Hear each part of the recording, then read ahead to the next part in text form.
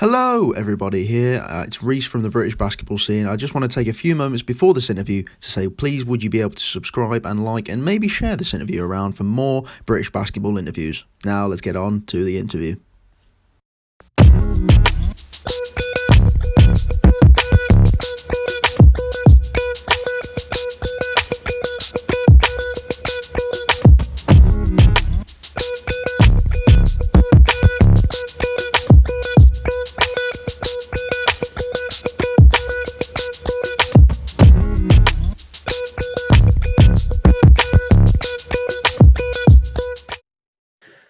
So I am joined by the one and only DJT, also known as Daniel Johnson-Thompson. I guess, obviously, that's your real name, but how are you doing? I'm good. Well, Good. So how's lockdown been so far for you? it was stressful at some points because I had uni work due, but I guess that's all finished now. So now it's just boring, I guess. Yeah. Finding How, stuff to do is quite boring, but yeah. how was the uni work to try and get finished? Was it all good to get in, or? Yeah, it's all good to get in. It's hard to stay motivated, especially in a home environment. Usually I'd go to university and study there, so it was hard to do it with everyone else in the house, but it was alright. I got it done. Yeah, Yeah. Have you got like the whole family there, that's or the prime results. Yeah. Sorry? you got the whole family there as well? Yeah. So it's just everyone's distracting. Some of them don't understand what you're trying to do and stuff like that. Like my little brother, he doesn't understand how important the work is, and he's always trying to distract me. But other than that, As younger brothers it's always all do. right. As younger brothers always do. I mean, I remember my brother constantly coming to my room just bugging me. I'm like, leave me alone. I've got A levels to revise for and stuff. All the time, literally. And I would be distracted as well if I had a dog like yours. How is the dog? He's all right. He can be annoying, to be honest. Like he doesn't understand anything. He's a dog, so he's just always feeding for attention. So like, yeah, he's always trying to come in my room, and then like, yeah, he's always barking, or like if he's say my door's closed, I want everyone else to be out of my room, and he's the one who start crying and want to get that out, and then he'll be scratching my door to come back in. So yeah, he can be quite frustrating, but now it's all right. It's all good. He's getting the attention he needs. Someone that's Fair enough. So I mean, of course, with the dog, you've got like you're playing basketball. How many balls has he chewed through? um. He hasn't chewed through any basketballs. We have got a few basketballs that have gone flat, but that's just because they're old. But the balls he chews through are footballs and rugby balls, so we don't really have that many around there anymore. But the basketballs he knows not to touch. Like if he goes near them, like shut up, and he's like he won't go near it. So the basketballs he knows not to touch. So yeah, it's all good. So I mean, getting the uni work, I'm guessing, is a massive relief out of the way for you. Yeah, 100%, But definitely. I mean, I know it was for me anyways. Like to know that the deadline's here, you've got it all done. Now you can finally relax and put your feet up for the summer. Yeah, I can also focus more on basketball as well because it was kind of taking the time away from training and stuff like that. But now I can focus on that as well. So it's all Yeah. right.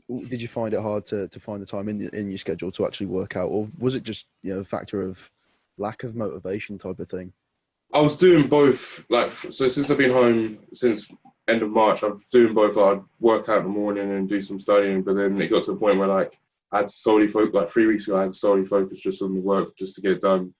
So I hadn't worked out for like 3 weeks running. So yeah, it's good to finally be able to just focus on basketball and chill at the same time without having to wake up and think, oh, I've got to do this work today and this that. You know what I'm All the academics out the way. Thank God. saying? So you for those that don't know, the social media on the screen right now, you've started vlogging, and I was watching the vlog, and you were going around and trying to find a basketball court. How hard was it to keep going around in the car and trying to find one that's free for you to practice on? That happens nearly every time I go. It depends on the time. If I go in the morning around 8, then it's usually free. Because there's the main one, like it's like literally a 3 minute drive from my house or 10 minute walk. But I used to walk there, but now if I walk there and it's taken up, then I have to walk all the way home 10 minutes. So I just drive. There's like another 3 or 4 course I can try and get to. But if it's during the day between between 10 a.m. and 6 p.m. then there's usually people on it all the time. So I just have to go in the evening or the early morning. But yeah, it's frustrating sometimes. It's very frustrating. Yeah, I remember like I was speaking to this in another interview. Like I had to travel like an hour to go and find a park near Waitrose to try and play on. It's just like you've got the lack of outdoor basketball courts is horrendous. Do you think like the government should try and just like implement? I mean, like football is a massive thing. Like the government should try and implement some sort of scheme to put more courts on the British street kind of thing, right? Yeah. It's not it's like I feel like there's enough courts in Chelmsford where I live, but then it's just some of the quality of them isn't good enough as well. Like there's no court lines. It's just the bare minimum usually, and it's just like especially when you like to hire a basketball court indoors, you have to pay like so people that can't afford that like want to experience the same experience. Like it's definitely kind of hard because the court I was talking about that's closest to mine. It only literally just got court lines last summer. Before that, like for the last 10 years, it's just been like a basketball hoop and then like a square of concrete around it. It's got like a 3.9 and 3.9 and stuff like that. But yeah, that's it really. I mean, have you managed to like find anywhere that that does offer like affordable pricing for indoors, or is it just because I know the one that for me back home it was like £40 for an hour. Yeah, I've never really looked into it because I've never really had the money to. But like, for example, last summer I was training with my old high school coach, and he was able to get into the gym that we used at my old school, so I didn't have to pay there. I paid him to train me, but that was it. But I know the leisure centre down the road is probably like £7 an hour or something like that for like to hire the court, something like that. So it's not bad, but to go to a court every time and pay £7 an hour, it can add up. Do you know what I mean? Yeah, I mean, if you've got a group of mates and you're looking to go and scrimmage like with 10 people, you can spread the cost easier. But when it's just Yeah, one of you trying to just you're trying to train by yourself and have a bit of your own headspace, it's a bit ridiculous, really. So yeah, that's the thing because I don't really have that many basketball friends in Chelmsford. Like all my friends here play football, so it's just that's the only sport I play really with friends here is football. Whereas basketball, all my friends are either in London or Worcester. So yeah, that's the thing. So I can't really share it with friends either. So yeah, football it's just so dominant here, like in the UK. It's crazy, like how many people just are obsessed with it, and how why people don't accept basketball more than yeah, football. Because arguably, I would say football is less enjoyable. It's just the atmosphere of football makes it more enjoyable. Like yeah, I basketball, get you you. can't really pack that many into an arena rather than football. You can pack in loads and get loads of flares running. So Yeah, it's. I think basketball's definitely growing because like if you ask someone that doesn't favour either two sports, they'll probably pick basketball to be more of an enjoyable sport just because it's more action packed, more up and down. But like, I'm a football fan as well, so I can understand why people love football as well because I grew up loving football. Basketball's definitely my second love, and that's generally just because of my physique and everything like that. Otherwise, I'd still be playing football if I was 6 foot tall and I wasn't as tall and I wasn't as athletic as I was, I'd probably still be trying to play football. But yeah, that's it. Really. well, I mean, to be fair, football is enjoyable when you've got like. I remember like a couple of summers ago, we'd always like, hire out the AstroTurf and Yeah, run like 12 people on there, and then all the kids would come on that didn't pay and be like, "Oh, do you want to play a game?" It's so annoying. But so for those that don't know, speaking of football, you are an Arsenal fan. How disappointing has it been being an Arsenal fan right now? since being at Worcester, so the last 3 years has been even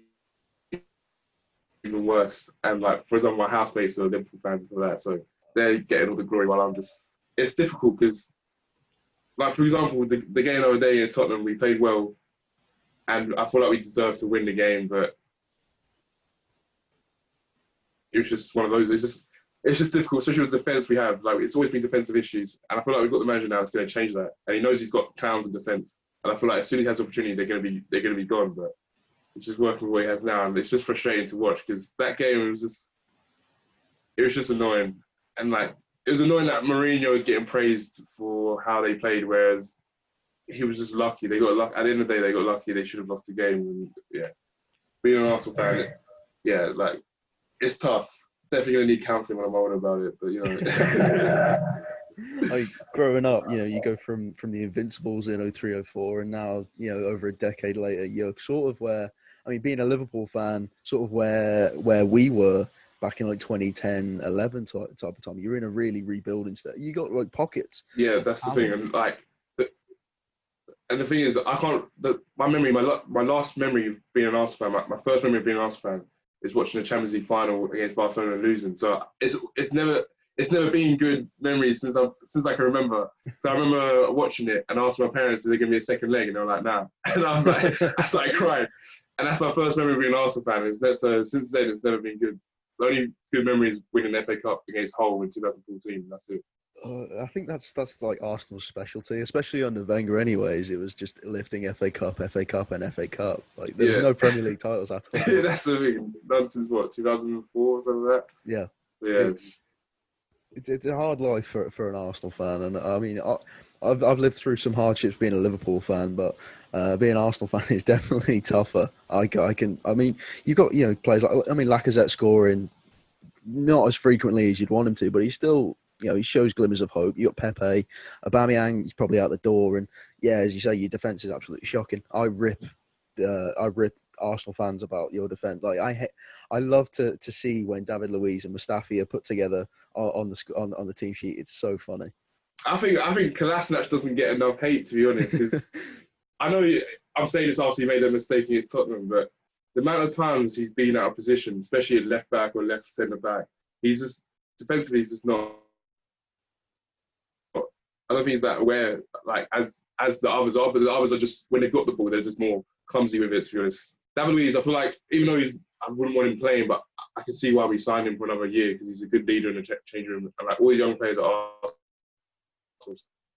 said that he's helped them a lot. So I can see that. But Mustafi and Kolasinac, yeah, they're the ones that want to go first. But yeah, I've had enough. I've had enough as an Arsenal fan. I'm done.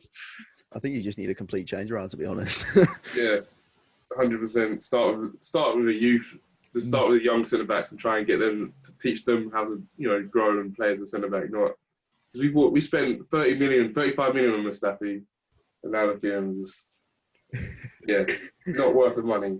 You know what I mean? So much pain in the face and the voice there. We're talking about Arsenal. It's a tragedy. It's not even a comedy anymore. It used to be funny. Now it's just sad. Yeah, definitely. So as I always do, I like to start out with casual conversation, and then I like to take it back to where it all began for your basketball journey. So when was what was your first memory of picking up a basketball or being hooked on basketball? I'd say the first memory of picking up a basketball, I was 3 years old.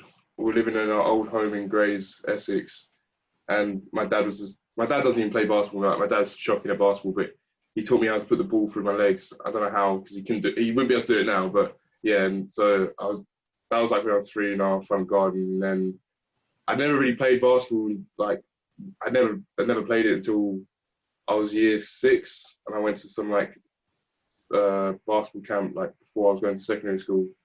And I was obviously I was naturally good at it. I'll say I'm naturally decent at sports. Like I can play most sports, but yeah. So and because of my height and everything, I played basketball. And then when I went to my secondary school, they had a basketball club there, and I joined that. And yeah, from then onwards, I was playing basketball more than I was playing football. And yeah.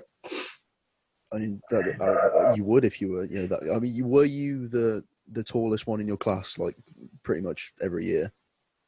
In primary school, it was there was another kid that was the same height as me the whole time, but I was usually the tallest. But when I got to secondary school, I was the second tallest until year 9, and then that's when everyone stopped growing, and then that's when I was the one still growing. Because I was tall, but I wasn't stupid tall. Like my little brother, for example, he's 14 and he's my height. He's 6'6". Whereas when I was 14, I was probably 5'11", 6 foot. So I wasn't the tallest then, but I was still, I was still tall. Do you know what I mean? But I started growing properly when I was year 9, and that's when I shot up to 6'4", and then I stopped growing in first year of uni, probably. Oh my Lord! Seeing these heights. I mean, so at the age of 14, you were the height that I am right now. Yeah, probably, yeah. It's crazy to like how tall that some people, some genetics have. It's crazy. I mean, your brother's probably going to go to what, like 6'8", 6'9", right? Yeah, probably because my dad's 6'8", so he's most likely, he's probably going to be around 6'8", to 6'10", something like that. Maybe, And I don't know, but yeah, we'll see. as as like humanity evolves, like the generations do get taller and taller. So to Yeah, be fair, your brother might end up 7 foot by this point. I think he'd love to be, especially for his basketball career. Yeah, if he reaches 7 foot, then definitely, because once he hits 7 foot, everyone notices you. So I guess, yeah, he'd want to be 7 foot. I don't know if he'd make it, but I hope he does, to be honest. He needs to get those shoes that add like an extra inch. Yeah. So is your brother pretty good at basketball then? Oh, yeah. He's better than I was at that age, 100%. He's a good basketball player, but it's just whether he wants to put in the work for it. So we'll see. Innit? You got to drive him down, because you got to teach him the ropes and show him the ways to Yeah, try and make 100%. it. I'm the one that's usually trying to motivate him, or my mum. My mum gets quite frustrated with him because she's always paying for him to get trained and stuff, and then half the time he's like, I don't know if I can be bothered, blah blah. But yeah, we'll see. We'll see where he ends up being in basketball. Yeah. So have your family always been like really supportive of? I mean, you talk about your dad teaching you how to put the ball between your legs. Has your family always been really supportive of your dream to like play pro basketball? 100%. Like it was more football when I was younger, and then around year 6, or around year 7, I stopped playing football seriously. Because I didn't play Sunday league football from the age of like, so when I was 7, because I've been brought up in the church and stuff, when football started playing on Sunday, I stopped going and playing football. I didn't play football, I only played football at primary school, and they had like, when you had like West Ham or Chelsea come to your school and train. So yeah, I only played football then. And then I was in like this thing called the Chelsea Pre-Academy, where they like try and get players into the academy, and that was from like year 5 to 6. And then after that, I never got like asked to try out for Chelsea, so I just stopped playing football like seriously then. And then I did play for my high school team until like year 10. But when it came to basketball, my mum and dad definitely. It's usually my mum. My dad's just because he's not. My mum's just. I'd say my mum's sportier. She doesn't play sports, but she's into sports. Like she's the one that I'd sit and watch a football game with. But so she's the one that's like been there for me when like taking me to training, obviously paying for my training and stuff like that, like traveling down to Nottingham for 5 hours to watch me play in my regional tournament and stuff like that. So they have been very supportive. Paying my rent when I went to college. I went to an EABL college in Hertfordshire, and obviously I had to live away. But so just stuff like that, like 100% they support me, and they believe I can make it pro. So it's good that they believe in me as well. Otherwise it'd be for no point. I think so. Yeah. Yeah, definitely. And I remember speaking before, and you said that your dad has always been a Chicago Bulls fan. That's why you grew up idolizing the likes of MJ and Derrick Rose. How important were those players in like the way that you sort of tried to model your game as well? I just wanted to be as athletic as I could as possible. And I remember because I was never a major basketball fan, so like I didn't know that when I was younger, especially like around year 7, year 8. I didn't really know that many basketball players. But obviously, Derrick Rose was probably the biggest one at that point because he'd won MVP and stuff like that. So, and I'd always watch his dunks and stuff. And because of my dad's love of Chicago Bulls, I always watched Michael Jordan highlights. But yeah, when I used to watch Derrick Rose, it just always used to make me want to dunk all the time and try and be as athletic as I can. I started watching like high school basketball players, which at the time used to get me like, it used to make me realize like, damn, I'm not actually that good. Like I'm actually quite bad compared to these guys. Because I remember there's this guy called Cassius Stanley. He's like 2 years younger than me. And so I was like 15 at the time, and I was watching his highlight taping when he was 13. And he was hitting the craziest windmill dunks and stuff like that. I was like, I can barely dunk it. So, but it's definitely been a motivating factor. So watching play, especially watching players in America, like see how good they were. I used to watch the amount of times I've searched up like Derrick Rose highlights from high school and stuff like that, and you used to watch him in high school. Just try and compare yourself and see where you're at, and like see how far behind you are, and so you know how hard you have to work. So, I used to do that when I was younger. And I guess that helped motivate me. Yeah, you mentioned like the rookies, like not even rookies, like the college kids or high school kids even that get so much coverage on like ESPN, like Zion, like coming into the draft, and Ja Morant this year, like they were Yeah, covered crazy. And at the moment, I think the hype's with that young kid Mikey Williams as well. Like he is getting so yeah, much coverage. He is crazy at the moment. yeah. He's a beast. Yeah, like they deserve the coverage though because they are like literally the next generation of basketball. Like they are the superstars, and like it's mad to think how good they are at that age because they could play pro in most European leagues at their age now. It's just obviously they're choosing to try and go to the NBA, which is it's just mad. It just shows how good the NBA is to be honest. Yeah. I mean, why not? Like, if you have the opportunity to stay on your 4 years at a university and get all the coverage, get the hype. Zion came in, and he was guaranteed first round. I mean, he wasn't always. I think that was like John Morant, RJ Barrett type territory. But Zion comes in, in college and just whoa, move out of the way, fellas. Yeah, Bodies them out of the way. he's a beast. Yeah, he's a freak of nature, and it's unfair. It's unfair. It's not fair. What I would give to be 6'8" and like 250 pounds and still be able to get up that high. It's crazy. It's ridiculous. So you mentioned that you went to church. How important has faith and religion been for you over your life? It's been very important. Obviously, I understand not everyone believes in a religion or stuff like that, but for me, when it comes to basketball, especially, because there have been times when obviously I've wanted to quit, and I've been told by people that like there is something that's going to happen to me, blah blah, in basketball, but I've like always been hard to believe it. And then whenever I'm be close to quitting, something big in my life will happen or change. So like when I was in year 12, I was going to start, I was going to quit playing basketball seriously, and because it was just like I just focused on my studies instead, and I wasn't that good at like I was still at sixth form, so I wasn't even at the college at that point. And then like 2 weeks later, so the Ipswich Copleston coach came and watched me train. So did the Barking Abbey, and I was in contact with them. And then the Oakland's basketball director came, visited my house, and interviewed me and blah blah, and said he wanted me to come to Oakland. And I still wasn't that good. Like I had a lot of training to do, but then I guess that helped. And then it's just always things like that, just like doors are always open way. And I feel like obviously I feel like that's God, opening doors for me in my life. And then even in my first year at uni, I was in the second team, and I was training it like 3-4 times a week, like non-stop. Like it was tough, and my grades weren't that good in my first year. And I was just thinking like, what's more important, like getting a good degree or basketball? Like, so obviously I chose Worcester because I knew they were linked to the Worcester Wolves. Like I only applied for universities that were linked to BBL teams. Like I wanted to try and play pro, and I didn't want to go to America, so I chose Worcester. And then I never spoke to PJ, the coach from Worcester Wolves in first year. Never had a mention about it, and I was just thinking like I've got 2 more years of Worcester. I don't want to waste another year trying to do the same thing and then the same thing happening. And I was like, I remember I was on holiday in Sierra Leone Christmas, and I had like a massive chat with my parents and my cousin who was with me, and he just finished studying and basically saying that I should quit basketball.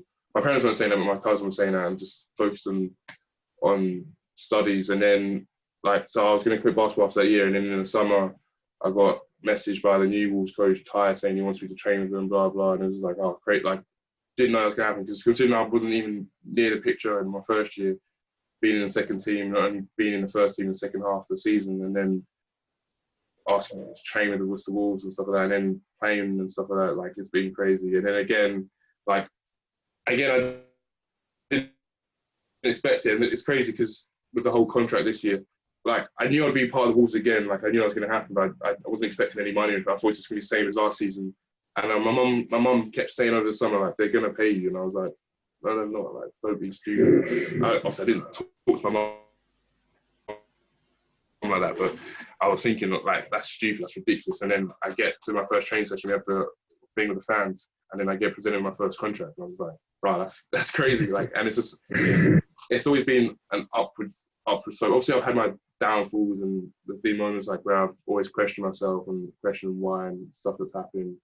For example, like this last season, the first 19 games, the first 10 games in the season I played like a good like 5-6 minutes, and I thought I was actually going to be like a regular player in the Wolves. And then after that, I stopped playing as much, or didn't even play in the game. And I was like, oh, like this kind of sucks. But even again, like I don't know what I'm doing next season, but I've got options now, and it's like it's decent. So I'm just gonna. I feel like for me, I just got to keep my faith, and like it's always pushed me and it's always given me hope in a sense.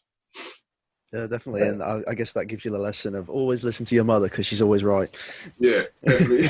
That's the thing. She actually is. It's annoying to say that, but most of the time she's right about situations. I mean, she's also like kind of like a fortune teller. Like you will get paid from this. They will get you. She always was saying, I always be like, Mum, that's crazy. Like it's not gonna happen. And then as soon as I got told, I called her straight away. She was like, she was literally obviously like, I told you so. But yeah. So before you obviously make it pro, you go to a little camp in Spain and meet Jose Calderon. What was that like? You know, playing with him and learning off someone as great as him. That's probably the best basketball experience I've had in my life. Like, so I was at Brentwood Fire, which is a team in Essex down here, decent team in national league. And our coach was Spanish, and he's like close friends with the Calderon family, and so he goes and works at the camp every summer.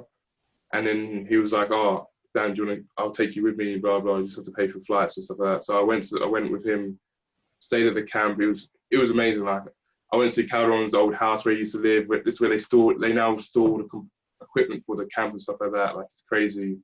The Spanish. So I was 15 or 16 at the time, and the Spanish under 15s go to camp as well.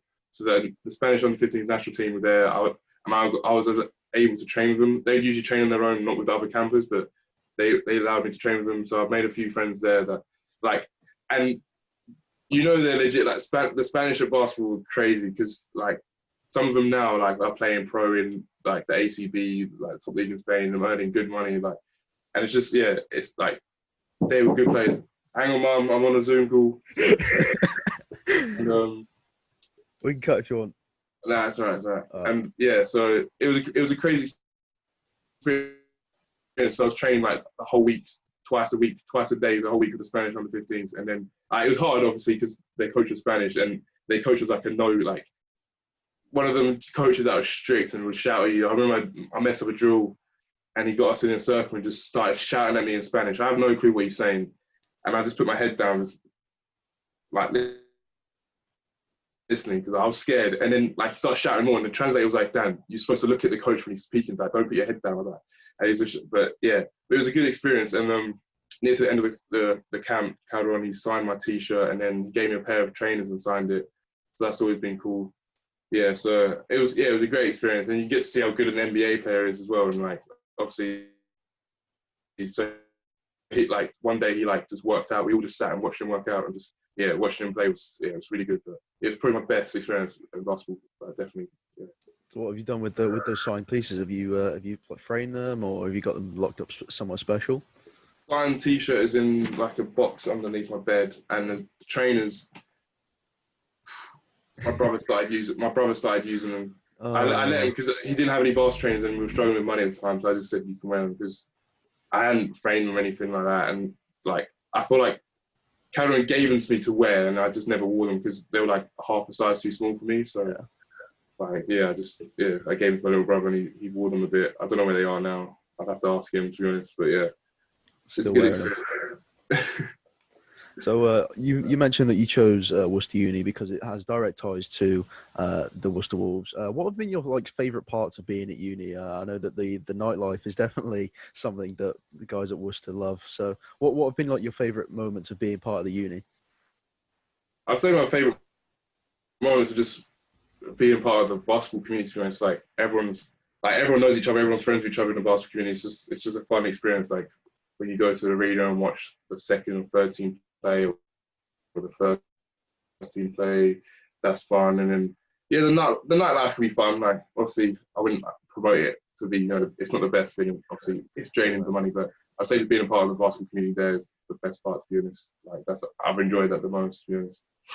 Yeah, I mean, the nightlife is heavily promoted there, but it definitely is not the best scenario to be in for sure. Like, I think I've given up with the stuff in Worcester, so I think I'll just be sitting at home for the next year. Yeah, So and you got to be careful because everyone knows everyone. So you know, they you do. can't anything you do that's like I don't know, not even controversial, but anything you do, someone's going to come back to you like, oh, this happened to you the other night, didn't it? I'm like, how do you know? It's just yeah, so, Word spreads pretty quickly here because it's such a yeah, small city. It's such a small city, so everything is known everywhere. yeah, So definitely. I'm guessing like you've been recognised a few times, walking around the town. Like you're probably walking back from lectures on city campus, like, oh, I saw you play the other night. Sometimes, yeah, especially little kids, like because they're the biggest fans, I guess, and they'll be shouting your name or DJ to you down the street, and like I'll have headphones and I'll hear it slightly, and I'll turn around and then obviously just give a little wave or something like that. But yeah, I do it a few times, and then there's a few of the fans are like you're kind of like wouldn't I wouldn't say friends with them, but like you can have a nice chat with them. Like you know their names and stuff like that. You see them in town, just talk to them about the season, how it's going, which is Yeah. quite nice. But yeah, it's good. It's all right.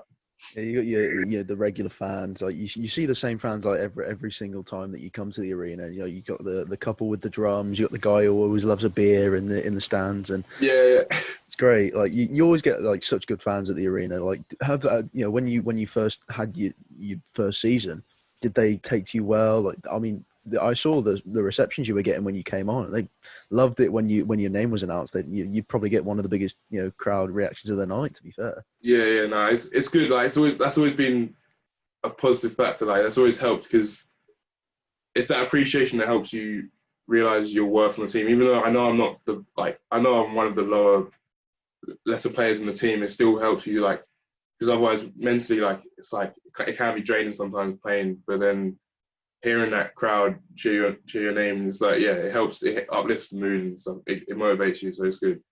Like it's definitely worth it.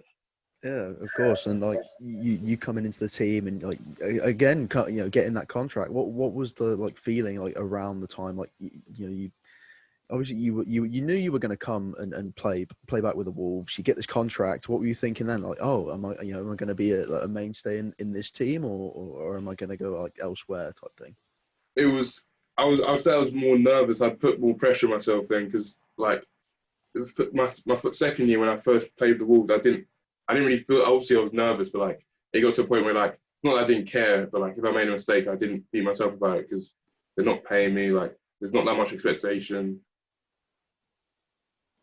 But like, and it was the same this year, but at the same time, because they were paying me like at the start, I was thinking, damn, like I'm actually a pro. Like if I played bad, like this is the fans' money that I'm wasting. Do you know what I'm saying? So like I put a lot of pressure on myself at the beginning of the season. It made me more nervous, but at the same time, like I guess it was a good thing because it would motivate me more to train harder and stuff like that.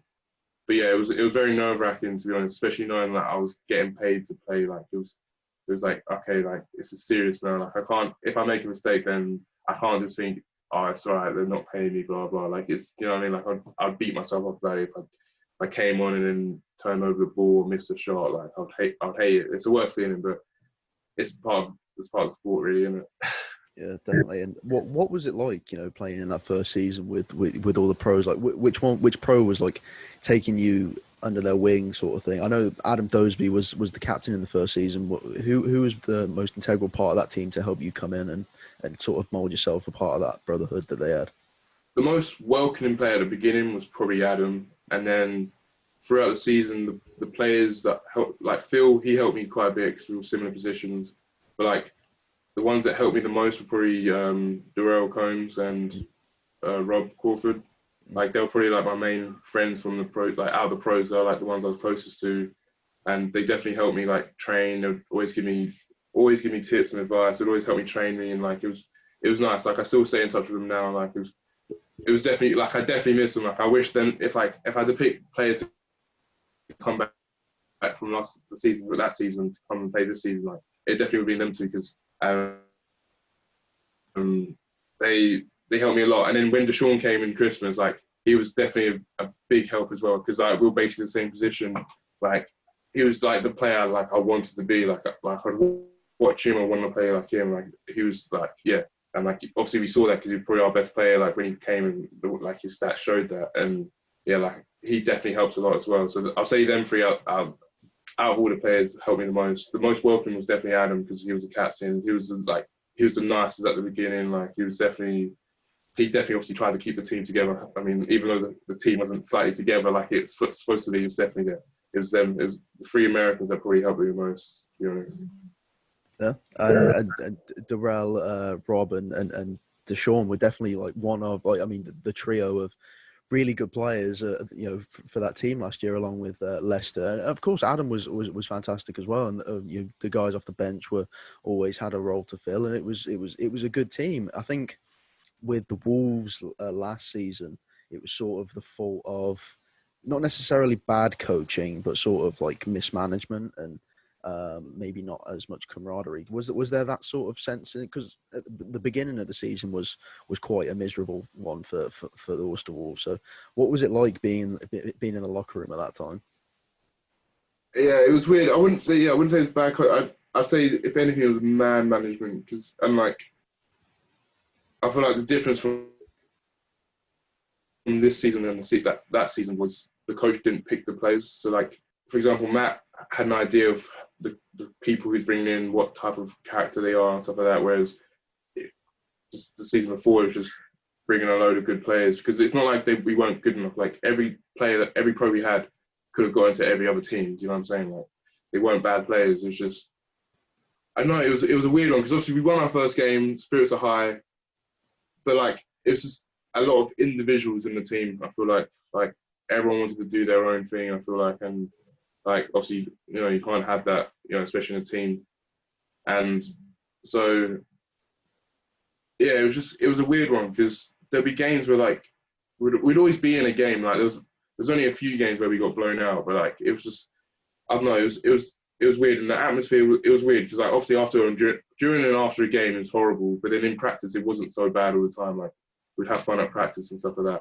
but obviously there were a few times in practice where it didn't it wasn't going well and stuff like that, and like there'll be arguments and stuff like that, but yeah, it was definitely a weird one. It was and for my first experience and playing with a pro team. I guess it was good to have that then, to be honest, because now I know like if it probably will happen again in another team I'm in, like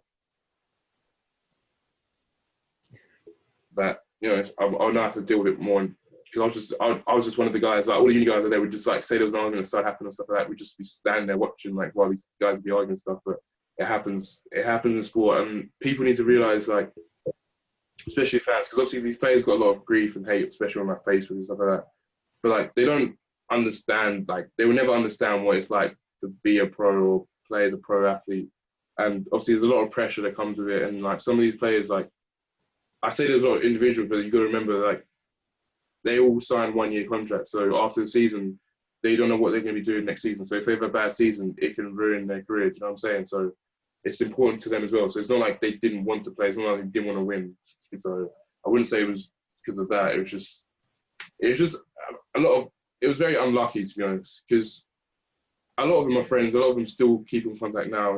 It's just because like if you look at them now, all individually, they're all at different teams now, all doing well. So it's not like it was just the wrong mixture of people together. To be honest, it wasn't anything else. Yeah, it was weird being on like the sidelines in that period, like to see like because you could tell that there was individual brilliance in that team, and like I mean midway through the season, Tony Garbaletto came in and started managing the team after Ty left, and you could see that the team was picking up a bit more, and Tony had coached in the league before, and he won Coach of the Year. I'm pretty sure it's at one point in his time, and you could definitely see that the switch in the team was on. And towards the end of the season, the team was picking up steam, and if they were playing like that, they probably could have been in contention for the playoffs. Yeah, that's the thing. Like we played, and the thing is, like, yeah, Tony was also a really good coach. Like we needed him because he was like a no BS type of coach. Like you couldn't BS around him. Like the ways it was the BS that started to creep in during the season. Like he tried to get rid of that straight away when he came in. But I feel like that's what makes Matt a good coach because he's a good people person. Like he's a good man manager as well. Like he knows how to deal with different types of like people on the court. So like obviously this season we've had a lot of different characters on the court. Like some people have less, like their temper is like terrible, and like they're hard to manage, but like we still were able to play around that because of Matt. You know what I'm saying? Like I feel like because if we had Matt with the team he had in my first season, then I feel like it would have been a much better season because he would have been able to handle all these different people and handle what I don't know. It's just he's a good people man. He's a good he's a good man management. That's what was needed, and that's what Matt is really good at, man management. He always talks about like psychology and stuff like that in basketball. And like whenever there was like arguments this season, like he would sit the team down and like we talk about it and stuff like that. And like the next practice would be a good practice. And yeah, I feel like that's what was missing in the first season. And like it makes me appreciate how good of a coach Matt is, to be honest. Yeah, absolutely. And working behind the scenes with you guys like over the Christmas break with the calendar and the build up to the final, I sort of got to know Coach Matt a bit more, and he's just really down to earth. Like he's a coach that is like really approachable, and like he does like sorting things out, and he likes to have a laugh. He's really laid back, but like when it comes down to it, he's all business. What is it playing like under Matt? Like, are you guys like close? Is he giving you like the right advice that you need right now, like, in your career? Yeah, he's a great coach. He tries to have a good relationship with every player he has, which is key. So yeah, you can have a laugh and a joke with him, and obviously when it comes down to business, like you have to be serious. Like obviously there's a line, you know what I mean? Don't step over that line. Like he's been a great coach for me, especially this year. Like I feel like there could be a better coach to have. And yeah, like he still helped me out. Like I still contact him about what I'm doing next season because I'm not sure yet. I might come back to Worcester and do a masters, or go abroad and play pro or semi-pro and try and make a living that way. But yeah, he's definitely helped me out. Like he's definitely someone I like always look to for advice and stuff like that. Yeah, and talking to him when the lockdown happened, he said that he was speaking to all the players, and the majority of them said that they'd be happy to come back. So maybe we can get this year's team and try and pick up where we left off, because it was going well. It was going really well. Yeah, no, that would be good if we could have the same players back this season. Like, yeah, it'd be great, especially for chemistry, because we all know who each other are. There's no like, obviously we'll probably have if like with the team there will be a few new faces, but like it's definitely good to try and keep the same core players around. To keep that same identity that we had last year in our basketball. Yeah. Stuff like that. I mean, I was speaking to Julius the other day, and he said he would be more than happy to come back and play with the Wolves. I mean, the atmosphere of the arena is it's brilliant. I love being in there every Friday, every game, and they really get into it. So I think that if they like, one of the problems that Julius outlined, because he knew that the team kept changing every year. And that sort of, I was also speaking to David Watts about that as well. He said that like the team's changing in Worcester constantly every year. It was sort of disappointing to see that, they didn't have the same players. And I think that's why you and Matt like got so much fanfare, was because you were there, a couple, 2 or 3 seasons in a row, and they like, Yeah. we recognize these guys. They've been here for a while, and I think that's why you and Matt both became fan favorites. They'd always love it when Matt would get into the corner and shoot his three, and you come on and get the boards and a couple lay-ins. But yeah, I think that's why you both like became like as part of the uni team. Anyways, like they thought, yes, they're one of our own type 5. Yeah, definitely.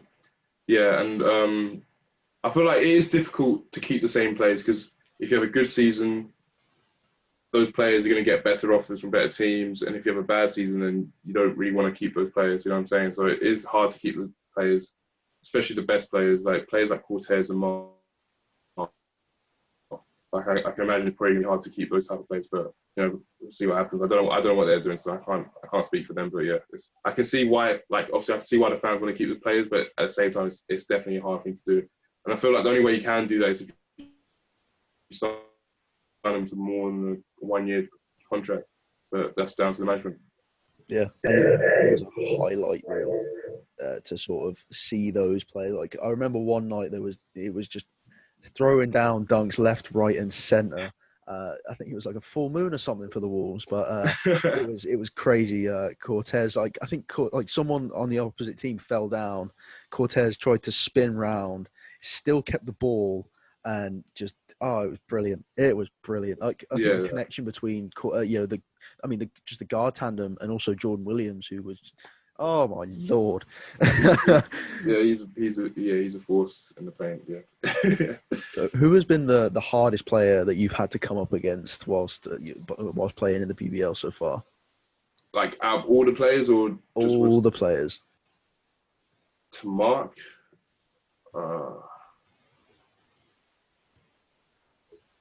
There was this guy from Manchester last season, a big guy, I forgot his name. Willie something. Oh. Big guy. He won like, I don't know what he won. But he used to average like 18 rebounds and 20 points. Guarding him, I didn't guard him for long, but obviously he was like, he probably had like 25 kg on me and was way stronger than me. So that was tough. Probably him, to be honest. I don't really guard that many, because when I'm on the court, it's usually like the bench players that are on the court for the other teams. So I haven't really guarded that many stars in the BBL. So I'd probably say him. And then when it comes to training with the Wolves and stuff, I'd say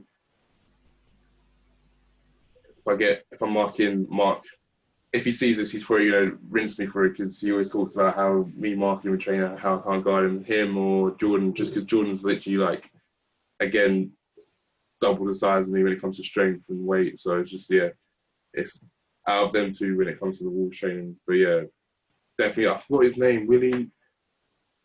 I forgot his name. I'd have to do some research about that. But yeah, I think he's American. But yeah, he played for Manchester Giants in my first season for the Wolves. So not this season, gone, the season before that. But yeah, he was probably the hardest player to guard. Yeah, and you mentioned that Mark would absolutely rinse you if he saw this and be like, yeah, he can't guard me, sort of thing. Who were like the bigger personalities in the locker room from this season? Definitely the Americans. Americans always know how to talk. Like, they don't shut up. It was the same the season before, and then I feel like everyone had a big personality in the team. Definitely Martin. Martin had a big, like, Martin's probably the funniest one out of all of them. Like, he always has a joke. He always has something funny to say. This is a hard one to judge, because there'll be days when one player is quiet and another one is always talking. But the player that would always be talking the most is Mark. Like, he always has something to say to anyone. But yeah, him or Martin, to be honest. Yeah. Yeah, I've been coming in and I think one time I was talking to this about Julius with Julius as well. There'd be a time when we'd be shooting something, and I'd walk into the dressing room and try and get Martin for something. He'd be topless, play on the benches with his Switch out. I'm like, his Nintendo Switch. Now's not the time for Super Mario Bros. It's time to shoot some social media stuff. He was always on that. He was like on the way to games, always on the Switch. And I think Raheem had one as well, and they would always be playing together and stuff like that, like on the coach and stuff like that. Whenever, half the time you see Martin, he's got the Nintendo Switch in his hand, always playing a game on his phone or something like that. He's a bit of a nerd when it comes to games and stuff. Addicted to gaming. I mean, I can't say anything because I am as well, but. It's definitely something that you have to do when you're constantly on the road. Like, what was your like zone out to try and take your mind away from basketball? Was it like music, or were you like just joking around on the bus, or probably music, or just social media? Really, like I do like to play like Xbox and stuff like that. I'm not that good anymore, so I don't play it as much. Like I used to, like. My second year, I'd play Xbox. I'd come home and just play FIFA all the time. Like, I used to love FIFA, but this year I fell out of love with FIFA. I haven't played it for so long. Like, I loaded it up today and then I just turned it off. I was like, I didn't play. I just went, I can't be bothered.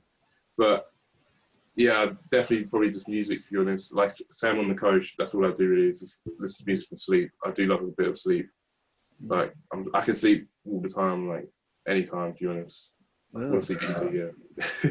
Do you, like, because when I sleep, it takes me about an hour just to even try and get tired. Are you one of those that just falls asleep, just like that? Yeah, I can fall asleep easily, Oh, literally.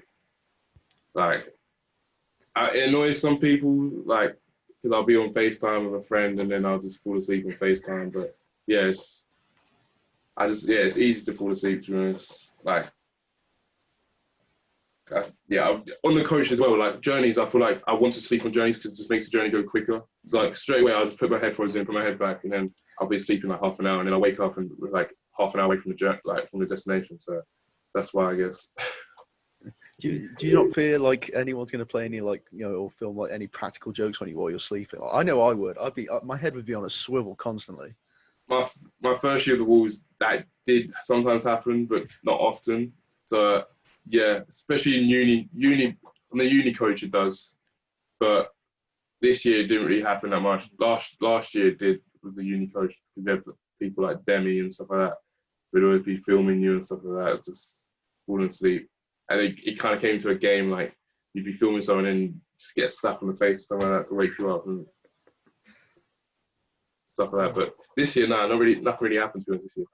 Well, you talk about being part of the uni team, and this year it was quite big because it was you, Matt, Nathan, and Wayne that were Yeah, all on the uni team, and also being picked to be on the bench as well. There was a couple times during during the professional season where you were actually all four of you were on the court at the same time, and I think there might have been a time where it was you four and Lucas at the same time, Lucas McGregor. yeah. Um, what did it mean for all of you guys to be on the court at the same time? Like normally you don't really see that many minutes, but when you're that big up on points, then and you're all on the court, it must feel special. Yeah, it's great. I love it because obviously we all know how each other play and stuff like that. We train with each other like every day. Yeah, I do love it. And plus, you know you're gonna get the ball. Like when you're on with the pros, sometimes you kind of feel like they're not gonna pass to you. But like when they're all on at the same time, I was like, I'd call for it and be hopeful that I'd get the ball. Do you know what I mean? So yeah, it was definitely yeah, it was definitely fun. Like even when one of them goes on and you're not on at the time, like it's definitely nice to watch. Like and they go and score and stuff like that. It's a hype moment. Gets you gas. Really, yeah, it's fun. Yeah, and even if you're not on the court, like I sometimes see like I think it was like always the three in the middle. It's you, Nathan, and Matt. Like every time there's a timeout, you would be the one sorting the board out, and then you'd have these handshakes at the end. It's just fun to sometimes just watch the bench and the reactions that happen. Yeah, we try to make fun out of everything that we did, to be honest, because it can. I wouldn't say it's boring on the bench, but obviously when you're just sitting there watching the game, like you got to try and entertain yourself sometimes. It's just yeah. So when it came to timeouts on the boards, we'd have our own handshakes and stuff. But yeah, it was fun. It was fun. But it's weird to say this. It was fun being on the bench sometimes. Definitely, I mean, and I'd rather be on the court, but yeah, it was good. yeah. So you go into university. Like what you mentioned the masters. Is that something that you're like big on, like trying to carry on, or if a BBL team does pick up, would you drop the idea of a masters at the as drop it straight away and just go play for them?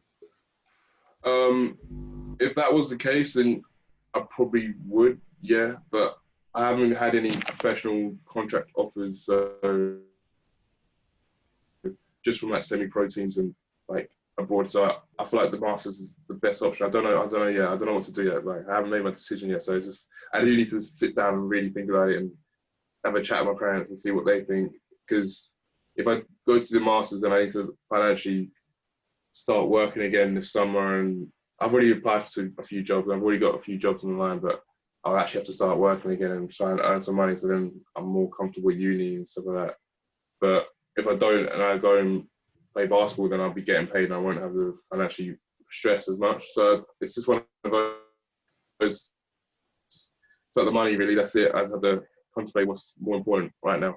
Yeah. So doing my extensive research for this for this interview, I noticed that you've been around. Obviously, you've been to Spain for the Jose Calderon thing, and so where's the greatest place that you've ever visited? It's a tough one. I went to America when I was 8 with my family, but I was 8, so I can barely remember that. But what I do, from what I do remember, it was great. Obviously, I've been in Sierra Leone, where my mum's from. That was fun. It was a good experience. But I'd say my favourite holiday has probably either been the Calderon camp, or when I went to Jamaica with the family, and we had a wedding there as well. But I made a friend who's from America. There was a basketball court at the hotel, and we played basketball and stuff like that. That was quite fun. So I'd probably say, either Spain or Jamaica, to be honest. Yeah, I mean, very exotic places and very hot as well. I can't cope Yeah. with the heat whatsoever. When it comes to England, I'm like, no, please go away. I stood out in the rain the other day because I was just so warm. It was horrendous. But I mean, who, who has been like your biggest, or it could be multiple people. Who've been your biggest inspirations throughout your life? My mum and my dad mainly, just because of what we've gone through as a family. It's been sometimes been tough moments. Like my mum has sickle cell, so she's like it's like a generic disease, which like she's ill basically constantly. So like been gone through a lot with that. She doesn't work anymore because obviously she's retired medically. And then my dad, just because of how hard he works for the family, like he's been a teacher, he's now a coach driver, but the hours he works is ridiculous just to keep the family afloat. And then outside of the family, I don't know, I just have like, obviously I have like my sporting idols like Thierry Henry and stuff like that, but I wouldn't say I wouldn't say these type of people like influence the way I've lived or anything like that. Just the only one I would say that has probably people like LeBron James, because you see how hard they've worked and stuff like that. But other than that, just usually my parents, to be honest. I mean, your parents they're absolutely brilliant. So Yeah, they are. I can't fault them. I mean, parents, they're supposed to give you everything that they got, and it definitely sounds like they've given you pretty much their all. And I mean, what more can you ask from a set of parents? So, I mean, you mentioned LeBron. Are you excited to see the NBA come back in Disney? Oh, 100%. 100%. Like, it's a hard one because I want to see LeBron win a championship again, because he has a lot of haters, and I don't think he deserves to have a lot of haters. But then at the same time, like, my favorite player at the moment is Giannis, and I want him to win the chip. So I don't really care who wins the NBA championship now, but I can't really pick just because of like my love for Giannis and then my love for LeBron, just because the amount of hate LeBron gets is just unjust, to be honest. It would be cool to see LeBron lift that trophy at the end of the season, and probably the Finals MVP if it was to go that way. I mean, I know I probably not on the Bucks or the Lakers side. I've got my Heat. I've got my Heat Nation. I love the Heat. I love buckets. I love Jimmy buckets, and I love Bam at the moment. I'm a huge fan of Tyler as well. So I'm pushing for them all the way. Yeah, no, Miami Heat are my favorite team in the NBA as well, but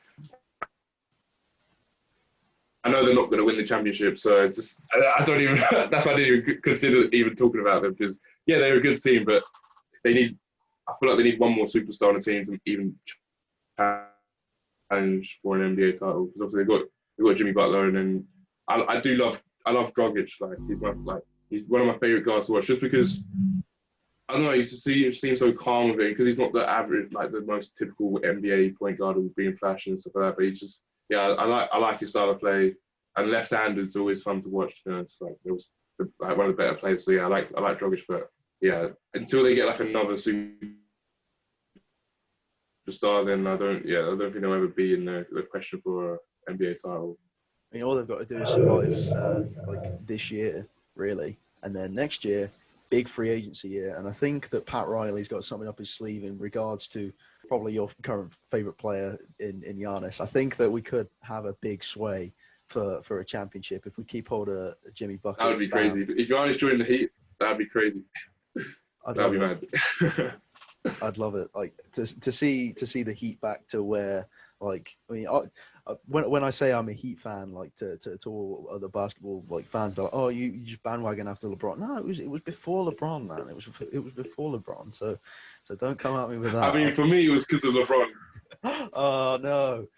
For me, it was because of LeBron. Like when I first started following basketball when I was around year 8, year 9, that's when he joined the Heat. So like I was like, LeBron's the player. I'll watch the Heat. And then, but I haven't left since he left. I didn't then go to the Cavs or whatever. I don't really like the Cavs, to be honest. I don't like their team colors and stuff like that. Like it's all about colors and stuff like that. Like I chose Arsenal when I was younger because my favorite color is red. So yeah, it's the same with the Heat, really. There's a lot of red in the team. So Yeah, I mean the Heat jersey this year. I think the Miami Vice ones at the moment have been some of the best jerseys that come out of the NBA in years. definitely, that pink one is beautiful. I have the light blue one with the Oh, pink okay. numbers on it. I've that hung up in my room, so I might put that in the background somewhere during these interviews at some point, so You I should can do that. showcase my love for Dwayne Wade. So where do you see yourself in 2 years' time? A hard question to answer, but definitely one to think about. Either finishing the masters and hopefully acquiring a pro contract somewhere in basketball. Playing pro basketball, hopefully somewhere. That's the only place I want to be. Yeah, so yeah, that's it really. But it's either with a masters or without a masters. I don't know yet. So we mentioned before that you're doing your vlogging at the moment, and what sort of made you made the decision, or what made you make the decision? Sorry, I don't know. to do the vlogging. I just thought it'd be interesting for some of my friends and followers to watch, and then obviously I did that poll and it got a good reception. So I was like, all right, I'll do it. I didn't realize how hard the editing would be because I've still got. So I did the first day, and then I did another day of filming and stuff, and I've still got the videos that I just haven't edited. Yeah, my laptop, you know how slow my laptop is. So it's just, that's made it even worse. And then the storage of my phone, if I'm filming on my phone, I have to film on Snapchat or my camera and then save it and then like straight away move it to my Google Drive. Otherwise, like trying to get the videos from my phone to my laptop, because my phone is just old and rubbish, it takes an age. Like it's stressful and it's one of those things that's like, I don't need to be going through the stress now because I've finished uni. So like I tried editing this morning before we called and my laptop was just being so slow and literally it's just, yeah, it's not fun. But I've got a few good like things coming up. Like I'm going to start doing it not on a daily, but like on like an every like 3 or 4 days, because I train like 4 days a week and then I'll have like a few rest days. And it's got me playing tennis, playing football, yeah, stuff like that. So Something to look forward to. Yeah, definitely. I mean, I enjoyed it, the first one, so I think it's definitely worth a check out. I'll leave the link to Dan's Instagram in the description, and it's also on the screen. I always like to annotate that on the screen and all of your social medias, just in case the people want to check you out, for sure. I mean, something that also happened on your Instagram. I mean, I think those that have seen you over the last like 3 years, so they've seen that your hair has progressively got longer, and you started with the original color of your hair, and then you sort of changed it to the lighter tone. Have you got any plans to either chop it off, or have you got any plans to change the color? I originally always wanted to go silver, but it can damage the hair. Like bleaching the hair obviously damages the hair, and I don't want to damage it too bad. So I'm gonna keep bleaching it, and then at one point I will try and go silver. But yeah, I'm not planning on cutting it anytime soon. When I'm older, maybe. But it's just, yeah. I want to see it get to like my shoulders first, and then when it gets to that length, I'll think of cutting it, because I do want to see what I look like with like short hair, not just like a little high top, like short hair. But at the same time, like it's taken me 3 years to grow this hair, so I don't want to cut it now because it'd be quite upsetting, to be honest. I'd probably cry. I remember last year I tweeted, if Tottenham won the Champions League, I'd cut my hair. And this is when they had, who did they knock out? I think they had like a big team. I don't know if it was Bayern Munich or they had a big team. They played on the way and they beat them. And obviously that wasn't expected. And I was still confident. And then it got to the semi-final and they won. I deleted the tweet. So I was like, I don't want to cut my hair. I just tweeted because I knew Tottenham would win it. And then they got to the final. I was like, oh god. And people had already screenshot the tweets. So I got sent it like 10 times saying, yo, are you ready to cut your hair? Luckily, they didn't win because that would have been devastating. But yeah, it was. Yeah, I don't want to cut my hair anytime soon. Liverpool did you a solid on that night. Yeah, I thank Liverpool for that. To be honest, I mean, I was confident Liverpool would win it, but it was still I was nervous watching the final. Like I didn't enjoy watching that final at all. To be fair, I think a lot of people didn't like watching that final for an opposite reason because it was absolutely boring. I mean, Yeah. I loved it just because we won, but I know that neutral fans hated it. I feel like it would have been a much better final if Ajax were in the final with Liverpool. Yeah. But yeah, it was a tough final to watch, but it happens, isn't it? It was good for English football. Yeah, it was a good showcase of football as well. I mean, I know the struggles with hair. I've been growing this for about 2 years now, and my missus is absolutely she wants it gone. So I'm just like, no, I want to grow it past her length of hair, and just like be like, mine's longer than yours now. Yeah. I get you. It's always. I have been tempted to chop it off after the lockdown because it's just. It's like a mane now. It's like a job to try and maintain it. So yeah, it's just it's a shame, but definitely worth carrying on. And it would be cool to see the different colours that you can produce with silver, red. I don't know yet. I'm definitely gonna try different colours in the future, but I don't know. I mean, I think one of the media team suggest that you should dye it like half blue, half gold. Yeah, for Worcester colours. I don't think that will ever happen, to be honest. Like, blue's not a bad idea, but yeah, definitely not happen. I remember when I put the poll up, what colour should I have? A few people from Loughborough were saying purple for Loughborough. I was like, nah, that's definitely going to happen. But yeah, if anything, I don't mind blue, but I don't know. If it was to be, I'll do blue and silver, because I feel like it's a good mix of colours, but I don't know. I'm not sure yet. You just have to play around with it, with hair. You can get creative. As long as it's not green. Green's not a creative colour. Yeah, I'm not. Yeah, a few people said green as well, and I was like, I'm not going green. I don't like that colour at all. So, one of my final questions for you at the moment. What would you say to a young 10-year-old Daniel Johnson-Thompson? A little bit of life advice to continue his journey. This is going to be quite controversial because at 10 years old, I would have encouraged him to take football more seriously because I'm naturally better at football. Obviously now I'm better at basketball, but when I was that age, I was better at football. And also just to do better in your GCSEs when it comes to it, and that's it really. And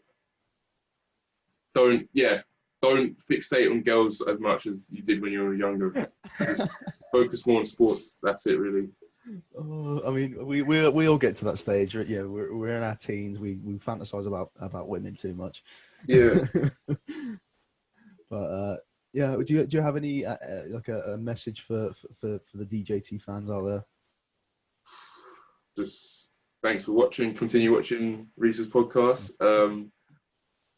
Other than that, I don't know. I'm not. I don't know. Hopefully, I'll see the Worcester fans next season. You never know. It's tough to say with all this coronavirus and stuff like that as well, which is a big shame because it's just not going to be. It's not going to be the same as the sports next year. But it's just life. You just try and carry on. Life carries on in it. But yeah, hopefully, I'll see the fans next year. Yeah, I mean, they're definitely interested to see where your journey takes off and. What your life can produce next. They're all going to be there supporting you every step of the way. I know I'll be tuning into your social media to see how we carry on, and maybe we'll do this in a year's time to see you part of the BBL once again. So yeah, definitely. Have you got? I want to get on your football podcast as well. Yes, we can get on the Average Pundits podcast, which I also leave that in the link in the description. If you're any Premier League fans out there, there's a podcast for you, hosted by myself and Joe. So yeah, we definitely need to get you on there and talk more about how abysmal Arsenal would be. Yeah, definitely. So anything you want to plug? Any projects that you want to push out there? I'll shout out a few of my friends' businesses. My friend Demi's got a business called Grind Now Sun Later, GNSL. It's on Instagram, and my friend James, who also goes Worcester, he has a fashion page on Instagram called Real Drip UK or something, Big Real Drip UK, something like that. I can't remember the exact app, but yeah, it's getting quite big now. It has like 8,000 followers now. So yeah, just follow those, yeah, and support the brand. That's it, really. Support the cause, support the guys. I'll leave the links to all that down in the description down below. And thank you so much for joining me here on the British basketball scene. Cheers, thank you. It's been good talking to you. The one and only Daniel Johnson-Thompson. See you later. I'll talk to you later.